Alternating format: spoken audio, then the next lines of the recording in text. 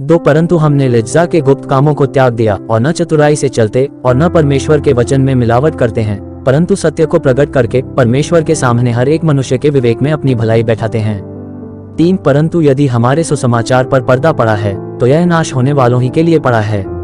4 और उन अविश्वासियों के लिए जिनकी बुद्धि को इस संसार के ईश्वर ने अंधी कर दी है, ताकि मसीह जो परमेश्वर का प्रतिरूप है उसके तेजों में सुसमाचार का प्रकाश उन पर न चमके।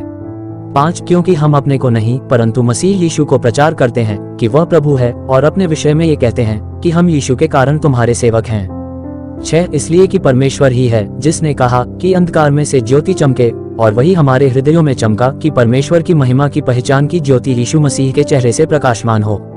7 परंतु हमारे पास ये धन मिट्टी के बर्तनों में रखा है कि यह असीम सामर्थ हमारी ओर से नहीं वरन परमेश्वर ही की ओर से ठहरे।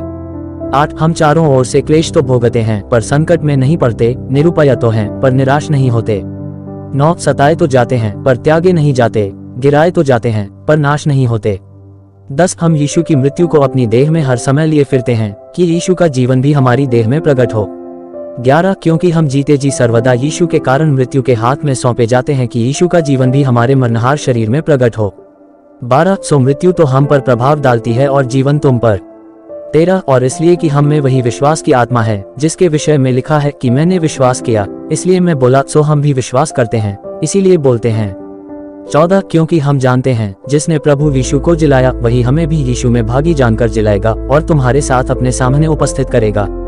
15 क्योंकि सब वस्तुएं तुम्हारे लिए हैं ताकि अनुग्रह बहुतों के द्वारा अधिक होकर परमेश्वर की महिमा के लिए धन्यवाद भी बढ़ाए। 16 इसलिए हम हियाव नहीं छोड़ते, यद्यपि हमारा बाहरी मनुष्यत्व नाश भी होता जाता है तो भी हमारा भीतरी मनुष्यत्व दिन प्रतिदिन नया होता जाता है। 17 क्योंकि हमारा पल भर का हल्का सा क्लेश हमारे लिए बहुत ही महत्वपूर्ण और अनंत महिमा उत्पन्न करता जाता है।